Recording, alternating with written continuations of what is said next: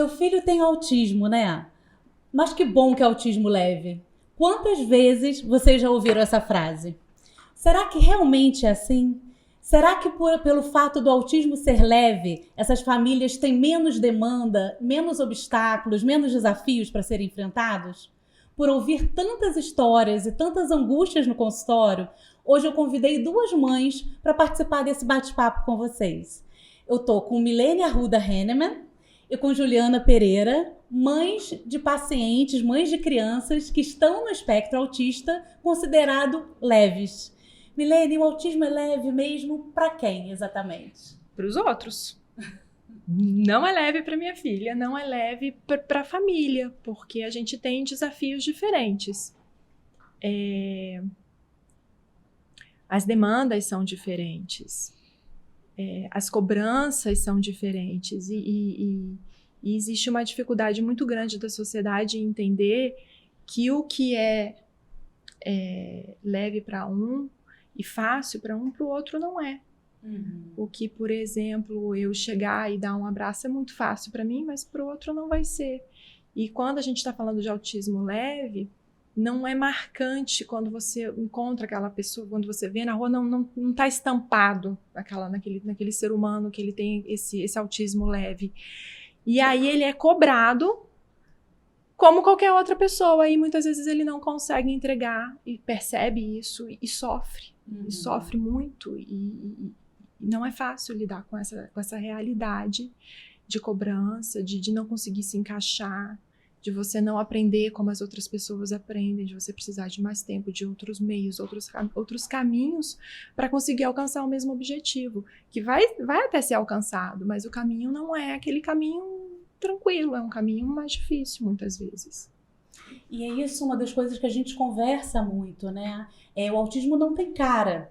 Quando estamos diante de casos mais graves, as pessoas conseguem perceber através das estereotipias ou de uma agitação psicomotora, mas nos casos leves, muitas vezes as pessoas, inclusive, questionam o diagnóstico. Ah, mas será que é autista mesmo? Porque está brincando com as outras crianças.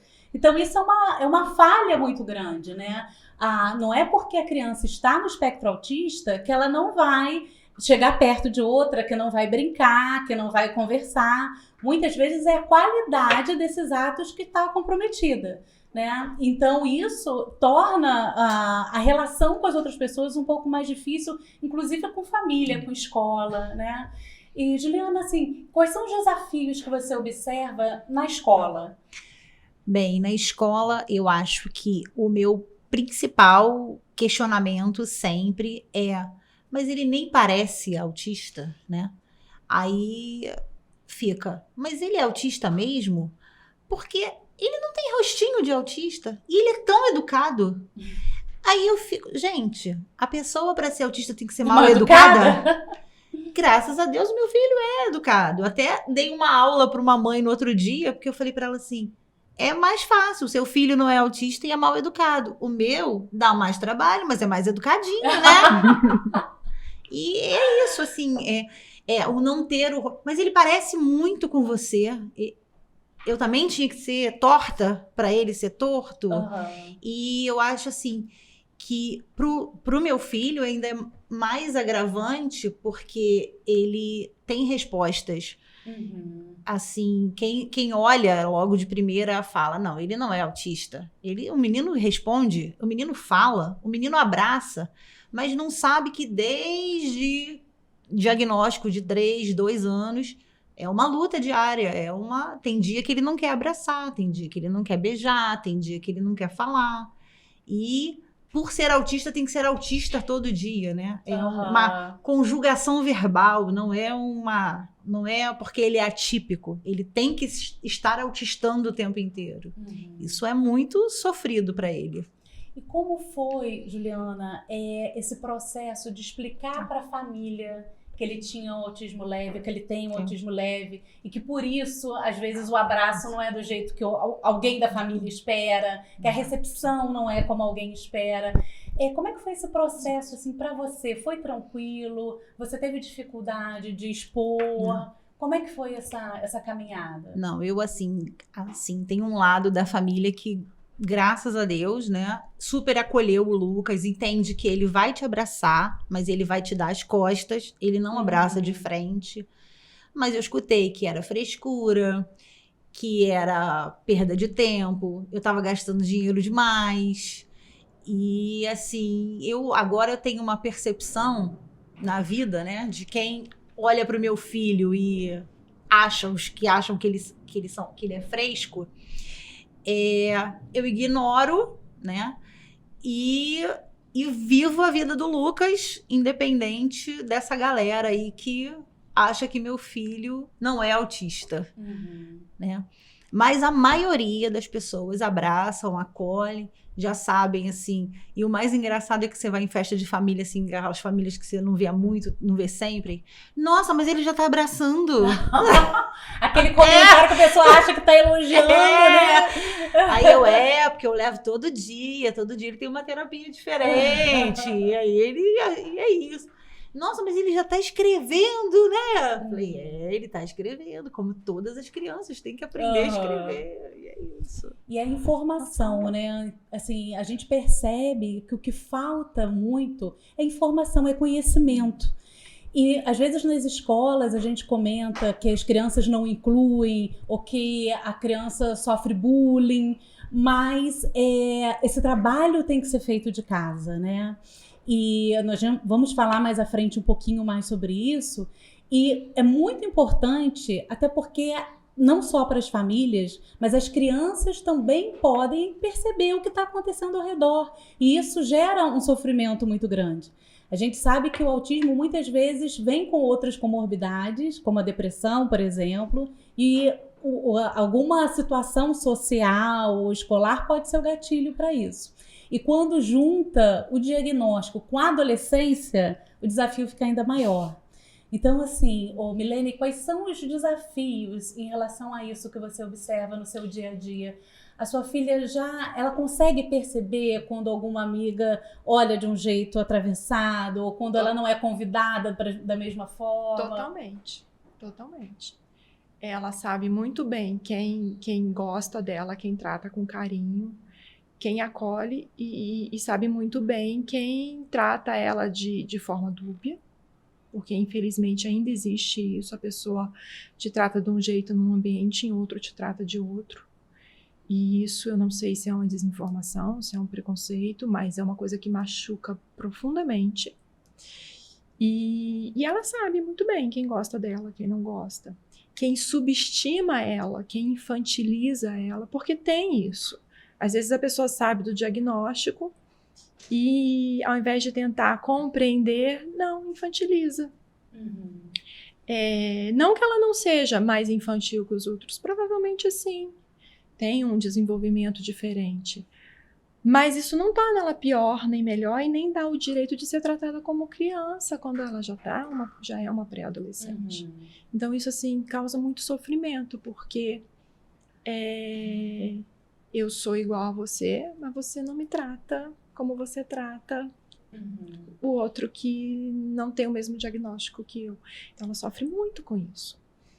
E aí eu como mãe, né, eu tento acolher, mas não existe um manual. A gente se vê em situações que a gente não sabe nem o que falar, nem como consolar a criança, porque é uma coisa que simplesmente não deveria acontecer, e a gente vive isso com uma certa constância.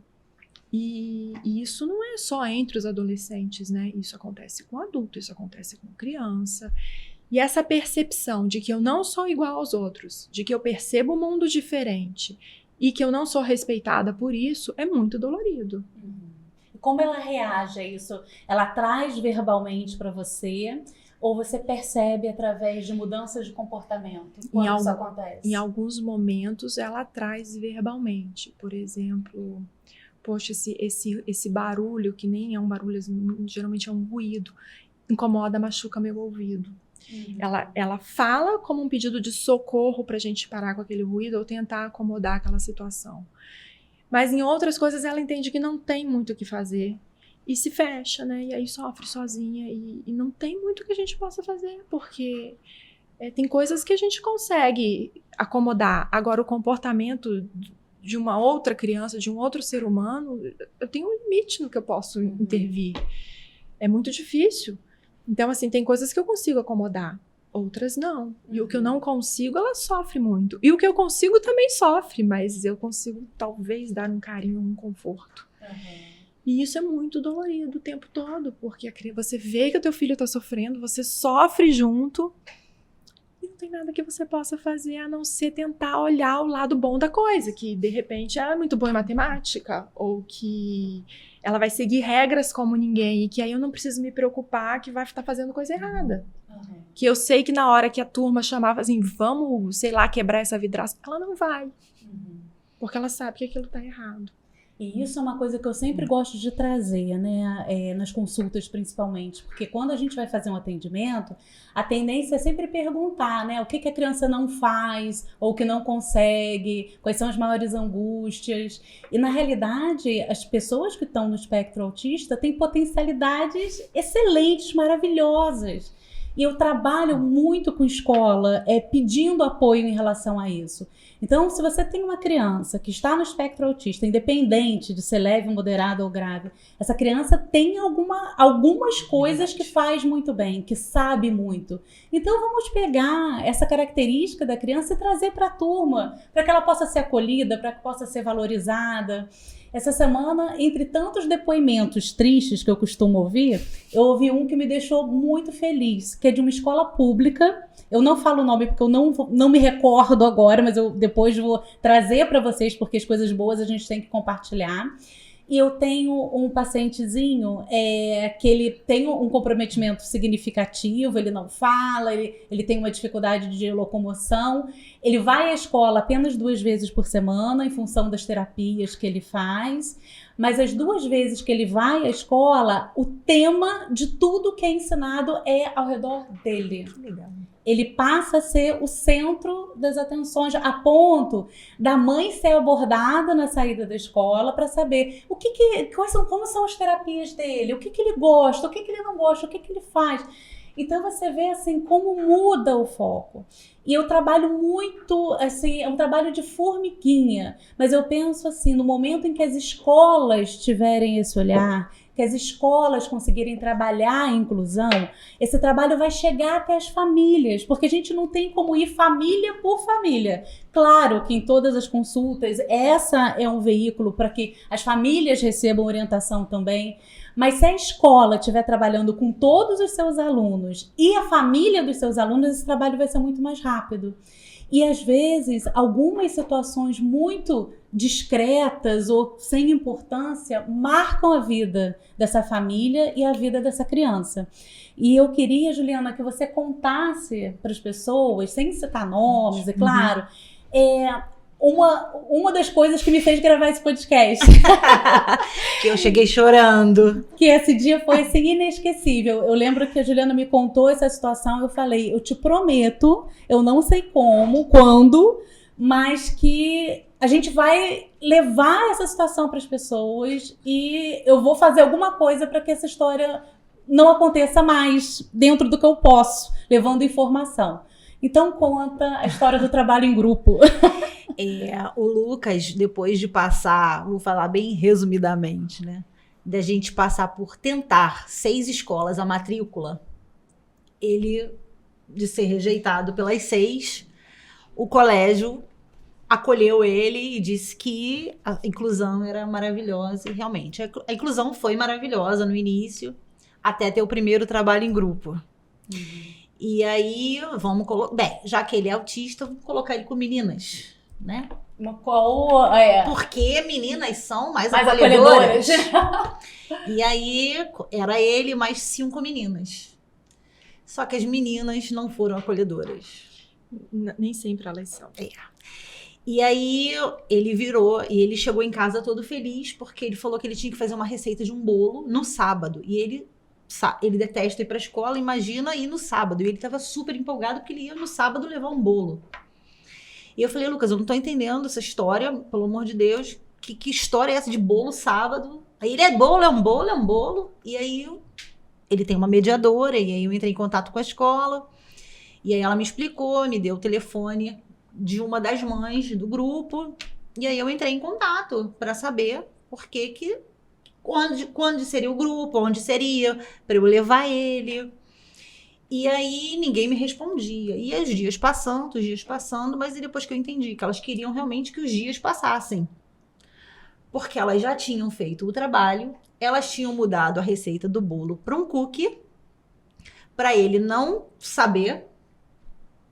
E quando eu entrei em contato com uma mãe dessas que eu consegui, ela me escreveu a seguinte frase, assim. Juliana, não se preocupe com a nota. O trabalho já está pronto, ele é autista e ele não ia conseguir fazer.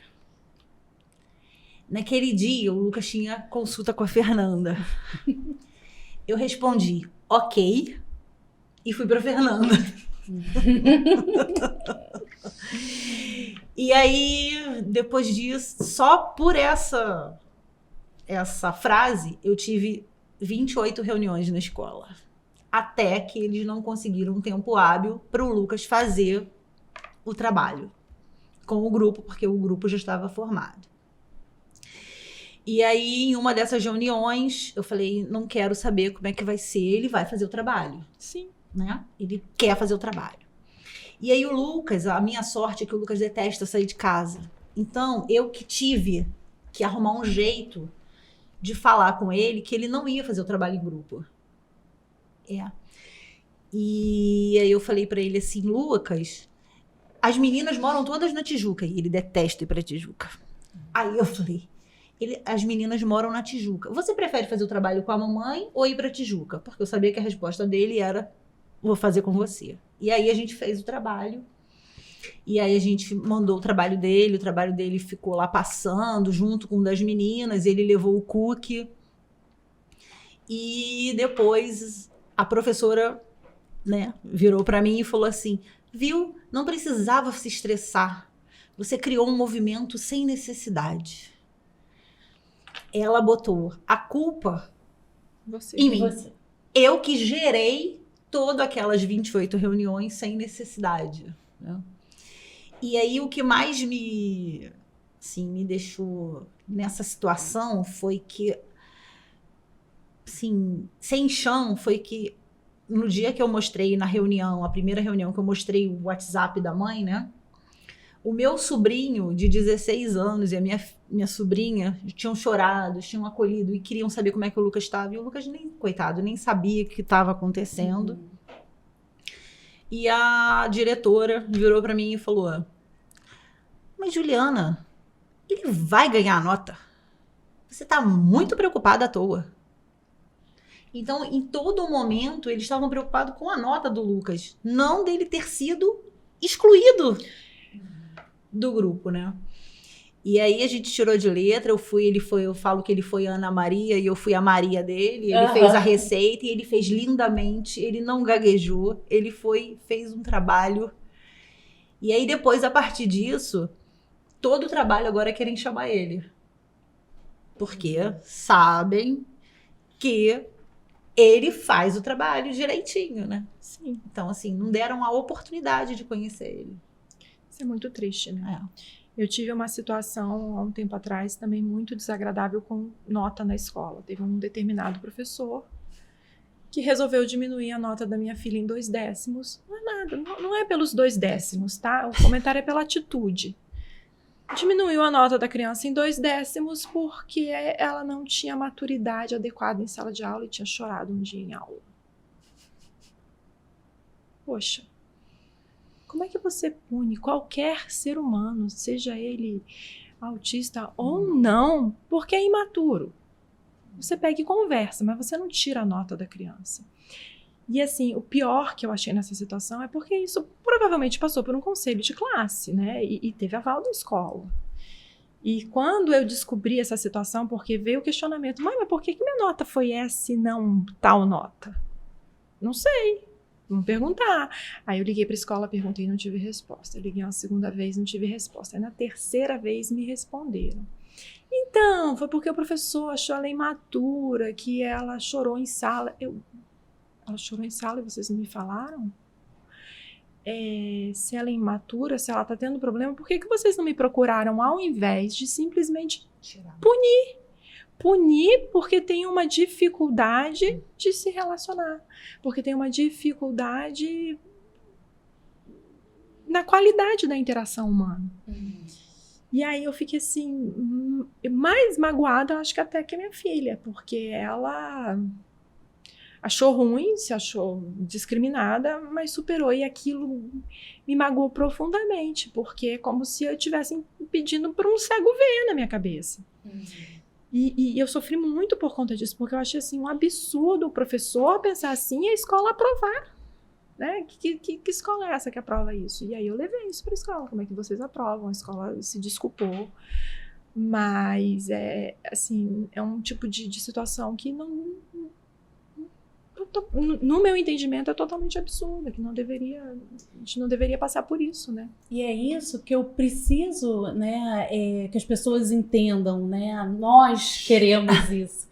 Porque situações vão muito além de uma nota, é muito além de um conselho de classe, é muito além de uma aprovação, né? São atitudes que diminuem a criança ou adolescente. E a gente tem que começar a ver a potencialidade das pessoas que estão no espectro autista, né? No caso do seu filho, eu não estou falando nomes até por uma questão ética, né? Mas no caso do seu filho, ele mostrou depois que ele era totalmente capaz de fazer. E hoje em dia, algumas empresas estão fazendo questão de contratar pessoas que estão no espectro autista por conta dessas potencialidades. Então, são pessoas super organizadas, na parte de logística, de organização de estoque, eles dão um show. São pessoas que são muito sinceras, muito francas, então não vão mentir, não vão enganar, não vão fazer coisas que não são legais, né? Então, a gente tem que começar a valorizar esse outro lado, né? E pensar muito no impacto que determinadas atitudes trazem para a família. Então, como a Juliana estava colocando, mas não ia influenciar na nota. Não ia influenciar na nota. Mas olha o transtorno, o impacto que você teve, no caso da Milene, que ela teve, e que as crianças ainda bem que não perceberam, né? Mas que o estrago, digamos assim, poderia ter sido muito maior.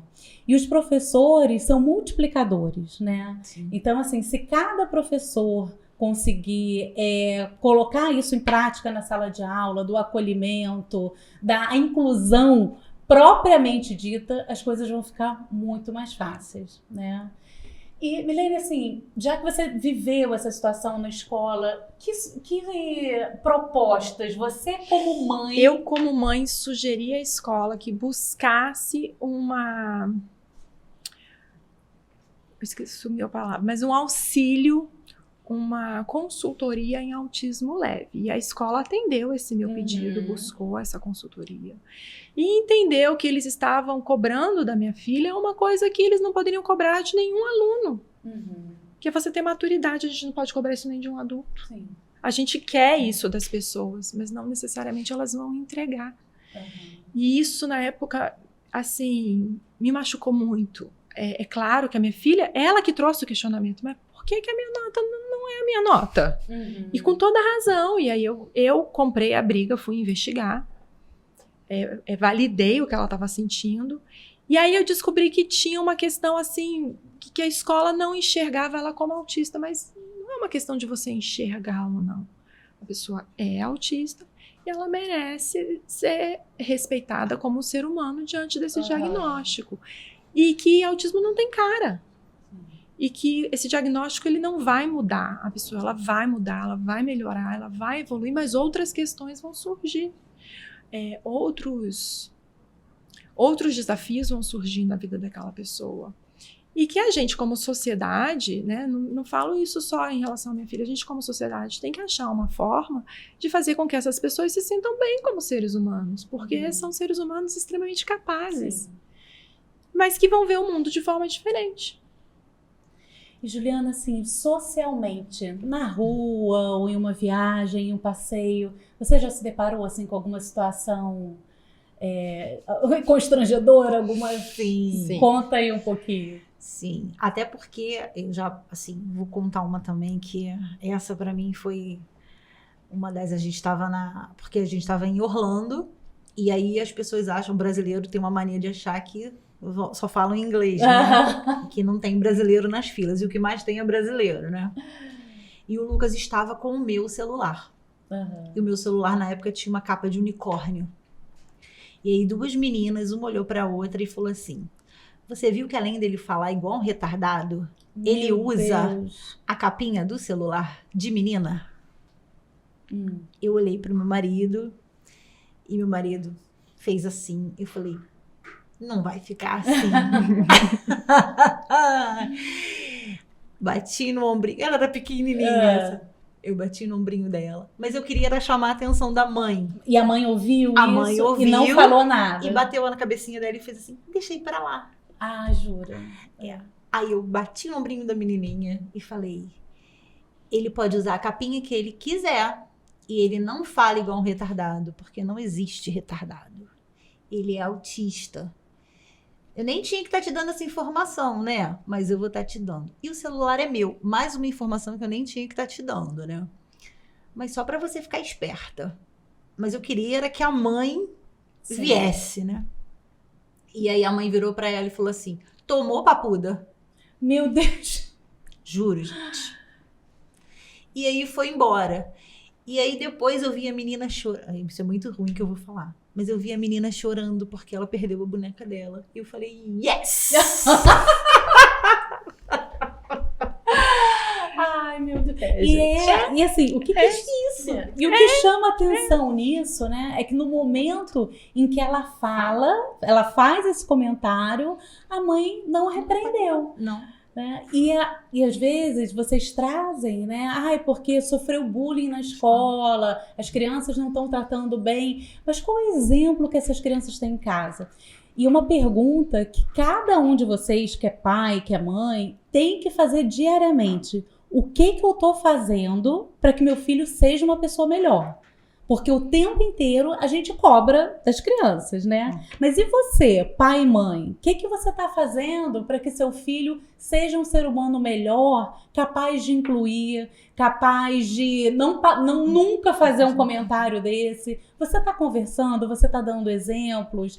Esse é um assunto, da mesma forma que as famílias falam sobre drogas, que falam sobre sexualidade, tem que falar sobre as diferenças de uma forma global. Se isso for uma coisa comentada, discutida em casa, esses desafios com certeza vão ser menores, sim. Né?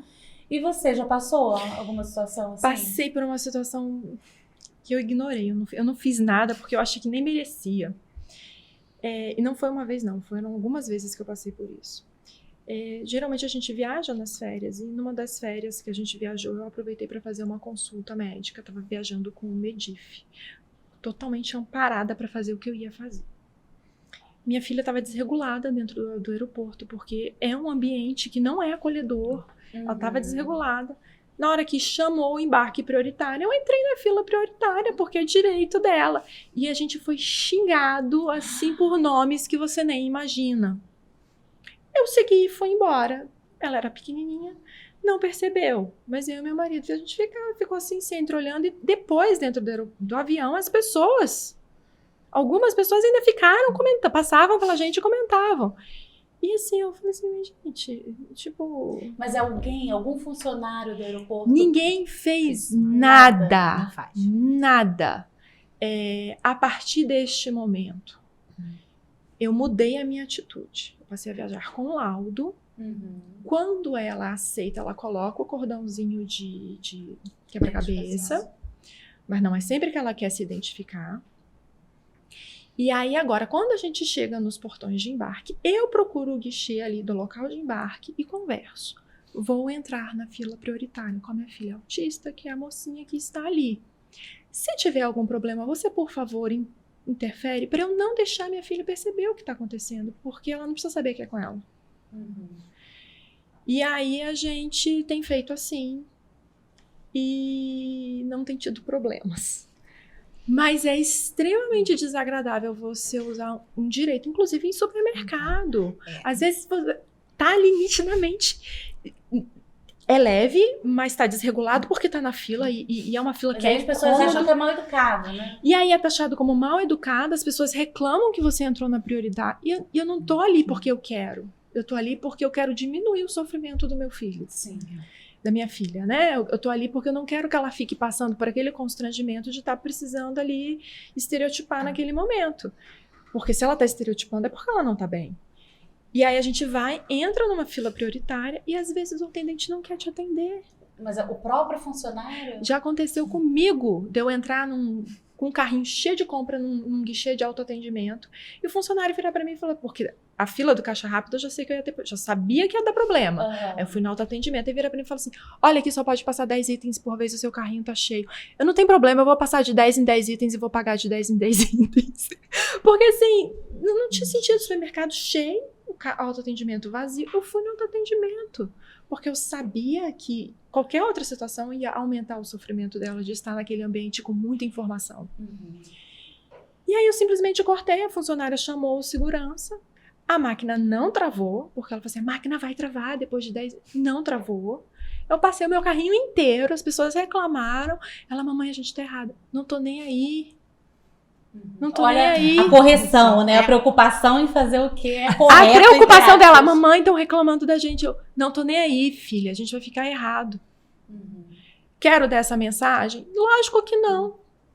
Mas o que não precisaria disso, né? A situação do aeroporto, você não tinha que chegar no aeroporto e pedir, por favor, me proteja se eu estiver sendo agredida porque eu tô com uma criança autista. Isso não tem que existir. É surreal, né? E infelizmente isso faz parte da nossa vida. Essa é a nossa rotina.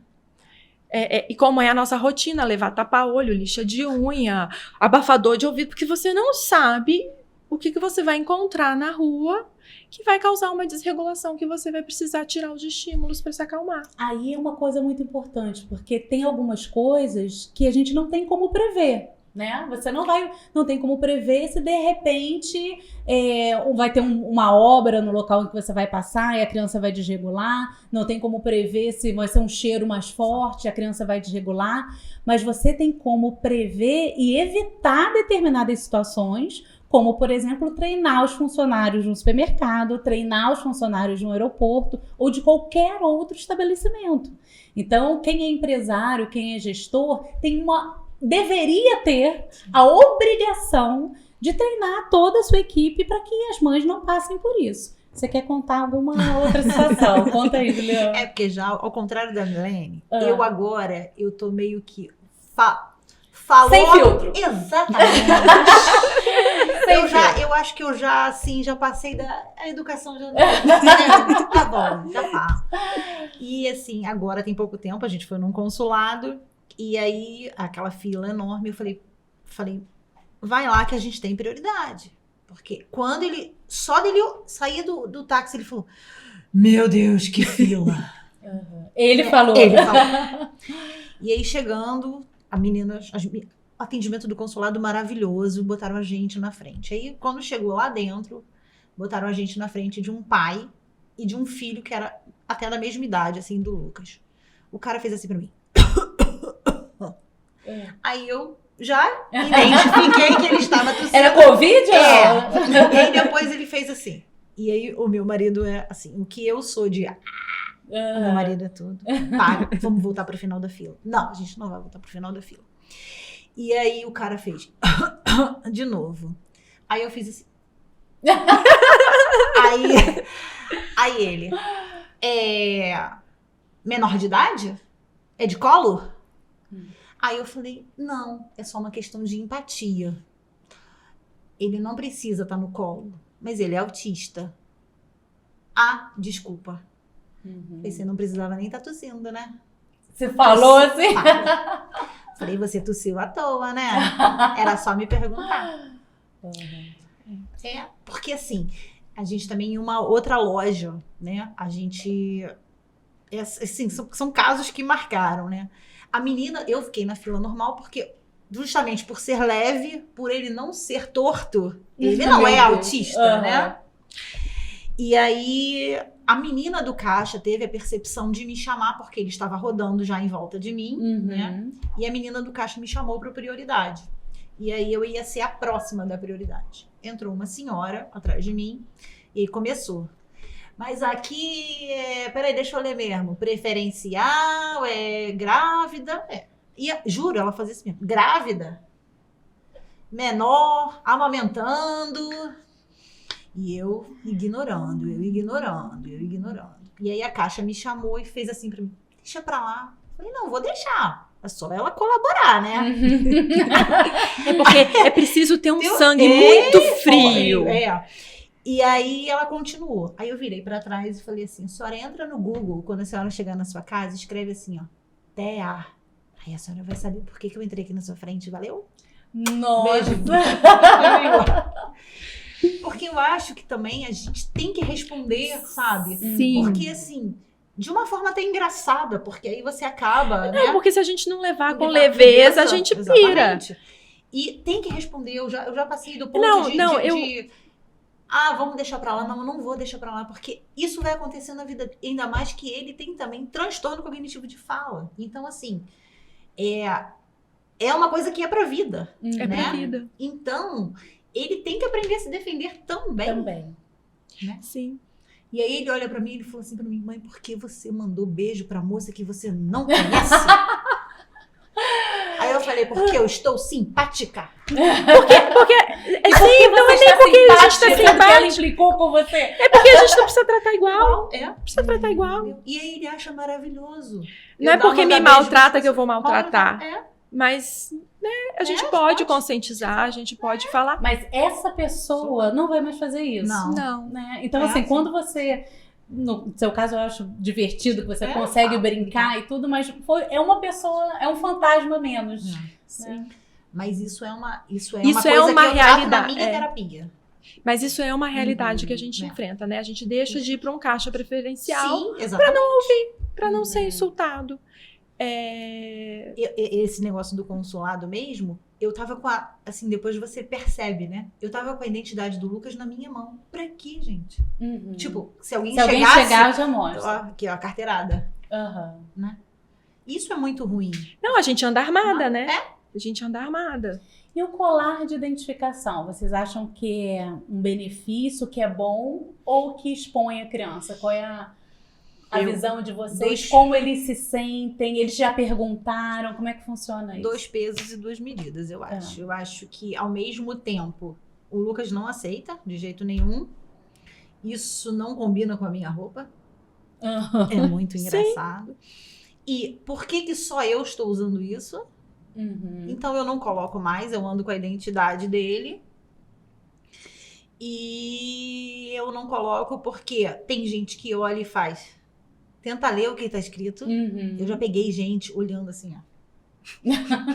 Pra ver o que tava escrito. Não, quando é uma coisa assim, eu falo. A minha filha tem usado o cordão de identificação. Lucas não usa. Ela não quer usar sempre, mas às vezes ela quer usar. Essa semana teve uma aula de campo na escola. Ela foi lá, pegou o cordão com o laudo dentro, pendurou no pescoço, foi com o laudo. Do tipo, eu não tô afim de ficar em fila. Não dá pra mim, porque o passeio de campo é muita informação. É um momento que ela fica mais propício à desregulação sensorial. Então ela já sabe disso e ela se protegeu, colocou o cordão. A partir do momento em que ela entendeu que aquilo ali é um benefício. É um benefício para ela. 2 pesos, 2 medidas, sim. Porque a gente não deveria precisar disso. Mas a partir do momento em que ela entendeu que aquilo ali pode trazer mais conforto pro dia a dia dela, ela pega e usa. Não é todo dia que ela quer se expor como autista. Mas no dia em que ela acha que a relação custo-benefício é válida, ela pega, pendura e se perguntarem, ela fala. Porque eu nunca escondi o diagnóstico dela. Ela sempre soube o porquê. E isso, no meu entendimento, é bom porque ela entende por que ela se sente diferente e que tudo bem. Tudo bem que se eu tô escutando o avião que ninguém tá ouvindo e eu já tô ouvindo. Não tem problema. Tudo bem que o barulho lá do quadro negro me incomoda e não incomoda meus colegas. Me incomoda, me faz sofrer. Mas tudo bem que eu sou assim. E, Juliana, como foi essa questão de falar para o seu filho o diagnóstico? Porque assim, primeiro eu fiquei naquela dúvida que todo mundo fica. Fala, não fala, até que eu tive a psicóloga falou, Juliana, a gente tem que botar o Lucas pra vida, né? Então, e aí a primeira vez que eu falei pra ele, eu falei, filho, eu queria conversar com você, eu queria dizer que você é autista e tá tudo bem, autista. Aí ele, o que é autista? Aí a gente entrou, aí eu conversando, e aí... Ele tinha que idade? Ele tinha 10 anos quando eu falei. E aí eu falei pra ele que, até porque era um processo de sair de uma escola e ir pra outra, aquela coisa toda. E aí ele falou, aí depois que eu falei todas as características, o porquê, ele falou, o meu pai é autista. Aí eu falei, o seu pai é autista? Ele não fica sacudindo a perna? Pra dormir? Aí eu falei, Lucas, ele é autista. Aí, mãe, então meu pai é autista, eu sou autista. Você é autista? Eu falei, eu acho que eu ainda não, mas vamos ver se eu sou. E aí, no outro dia, foi tão engraçado porque eu falei assim, eu esqueci alguma coisa, eu caí, eu esqueci alguma coisa, não lembro. Aí ele falou assim, mãe, tá ficando autista? Tá ficando igual a mim? Aí eu falei, Aí eu falei, mas só tem uma diferença. Eu estou fazendo alguma coisa. Você é o autista e tá tudo bem você ser autista. E esse negócio do próprio consulado, ele teve a percepção de que ele foi pra frente e que ele percebeu, ele não falou da reação do rapaz. E quando a gente saiu, ele falou assim pra mim, é tão bom ser autista, né, mãe? A gente não ficou na fila. Aí eu falei, Aí depois, no dia seguinte, ele falou assim, autista tem desconto? Não. Aí eu falei, não. Por quê? Não, porque eu ia comprar meus bonecos, né, mãe? Porque aí autista, se tivesse desconto... Deveria. Aí eu falei, Lucas, realmente, você já tá... Você vê o encantamento, o que é uma criança, né? Que diante de uma situação consegue ver as coisas boas. Consegue ver. Eu contei pra minha filha, ela devia ter de 6 para 7 anos. Eu peguei e falei, eu percebi que tinha uma criança da escola dela, que morava no mesmo prédio que a gente, que quando a gente encontrava no mesmo ambiente, a criança falava assim, tira essa criança daqui, e essa criança era minha filha. A gente fala rindo de nervoso, tá? Não é porque a gente gosta. E aí eu percebi isso e entendi que aquela fase do que é tudo bonitinho e fofinho tinha acabado. A gente nem tinha um diagnóstico de autismo totalmente fechado ainda. E aí eu conversei com a minha filha, porque ela tem toda a capacidade de entender. Eu falei, filha, o cérebro de algumas pessoas funciona diferente. As pessoas não são iguais. Isso tem um nome para alguns desses casos, que é transtorno do espectro autista, TEA. E a gente acha que você está dentro desse transtorno. A gente vai investigar, não muda nada na sua vida. Mas isso pode ser um motivo para as pessoas eventualmente te tratarem de forma diferente. Tudo bem. Tudo bem. Então ela já cresceu sabendo desse diagnóstico. Eu não tive dúvida nenhuma de falar sobre isso, porque o preconceito estava ali na minha frente. E eu entendi que era só o começo. E aí eu falei com ela sabe. Eu não sei se ela fala abertamente ou não, entre os pares dela na escola, não sei como é que é isso. Mas ela é muito bem resolvida em relação ao diagnóstico dela, e tudo bem. E assim, se tem um seriado que tem um personagem autista, ela quer assistir. Ela quer ver como é que aquele personagem se saiu, e aí a gente mostra para ela casos da vida real de pessoas autistas que têm a vida plena, e tudo bem. Tem um seriado que eu adoro, que é o Amor no Espectro. Não sei se você já Maravilhoso, viu. a gente assiste legal. também. E aí, meninas, assim, o meu objetivo principal nesse podcast é dar voz a vocês, né? Vocês estão aqui representando centenas de mães por esse Brasil inteiro. Então, a gente já está no finalzinho e eu quero que vocês falem alguma coisa. Não sei se vocês querem dar um recado ou uma mensagem para quem está assistindo a gente. O que vocês gostariam que as pessoas mudassem? O que poderia ser diferente? Então, assim, que mensagem vocês gostariam de deixar? Bem, eu acho que, assim, o que eu mais peço, né, é empatia, né? Que a gente se coloque no lugar do outro, né? Porque o olhar do outro é o que mais me machuca, né? É você perceber que você tá num lugar e as pessoas estão falando do seu filho e estão falando de uma forma pejorativa, né? Isso é muito ruim, isso dói muito. E as pessoas não têm, às vezes, assim, noção de como fere um olhar, às vezes, né? E que as pessoas deem oportunidade de conhecer, né? Porque é o que como aconteceu no trabalho lá, que teve a reunião, uma das reuniões eu falei, ok se vocês tivessem feito o trabalho e ele realmente fosse um autista que não tivesse feito nada. Mas ele não teve nem a oportunidade de mostrar que que era capaz. Então eu acho que empatia é a palavra chave, assim. Porque amor transborda, ele tem muito, mas eu acho que ele precisa disso, ele precisa que o olhar do outro seja menos crítico. É um olhar menos crítico, um olhar de menos cobrança e de entender que porque a gente está sorrindo e porque a gente está feliz não quer dizer que está tudo bem. Não é porque aquela criança está indo para a escola todo dia, que ela está feliz, que ela está dizendo bom dia, que ela está brincando, que está tudo bem. Porque às vezes não está. Com certeza. E isso vale não só para a criança, mas para a família. Porque, né, a gente está vendo ali a criança sofrendo todo tipo de coisa e a gente sofre por tabela. E aí entra, né, a questão de se colocar no nosso lugar. Como você estaria se fosse o seu filho? E se fosse o seu filho, como é que você ia lidar com essa situação? Porque é muito difícil. E você é uma pessoa que passa uma tranquilidade. Ela sempre assim, muito calma, muito tranquila. Tá tudo bem. E por dentro, às vezes, tá... Às vezes não. Mas é porque, assim, eu não tenho que transformar o dia do outro no inferno porque o meu dia não tá tão bom, sabe? Eu sou mais calma, mas eu me sinto assim. Não é porque eu tô sofrendo que você tem que sofrer junto comigo. Mas é as pessoas entenderem que a gente sofre sim. Que a gente passa por desafios que ninguém imagina. Que ninguém imagina, só a gente sabe o quanto é difícil, às vezes, fazer o nosso filho flexibilizar uma regra que já não é válida, mas que ele aprendeu que aquilo era válido. E que aquilo já não se aplica mais. E que tá tudo bem, entendeu? Como foi a história da máscara, né? Faz a criança entender que tem que usar máscara. Depois você tem que fazer a criança entender que ela não precisa mais daquilo, aquilo não é mais uma regra. E isso, para ele, para o autista, é muito difícil. É muito difícil.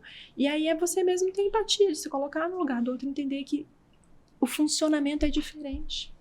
Então, a gente vê que a informação está cada vez mais presente, né? As pessoas chegam ao consultório sabendo muito a teoria, né? Estudando muito e buscam o assunto, se aprofundam em todas as técnicas, a abordagem. Mas, por outro lado, eu percebo que, às vezes, as pessoas estão ficando menos humanas, né? A gente, daqui a pouco, vai ter que ensinar a ser empático, ensinar a se colocar no lugar do outro, ensinar a acolher, né? Então, não adianta ser expert em determinado assunto e não ser capaz de olhar a pessoa que está ao seu lado com mais empatia, com mais acolhimento. Meninas, eu queria muito agradecer a presença de vocês. Eu acho que foi assim, um papo muito rico. Eu acho que vocês vão conseguir ajudar muitas famílias, que essa informação chegue às escolas, chegue aos condomínios, chegue às empresas, aos aeroportos. E que a inclusão seja de verdade. Que seja de verdade, né? Que a gente não tenha que brigar pela inclusão. Porque a gente briga pela inclusão todos os dias. Todos os dias a gente briga pela inclusão, né? É verdade. E que nosso próximo bate-papo seja cheio de histórias positivas. Sim. Né? Vamos projetar aí no futuro. Lembra antigamente, quando as pessoas não incluíam? Que possamos futuramente ter um mundo muito melhor do que temos hoje em dia. Né? Um beijo enorme. Muito obrigada a todos. E até a próxima.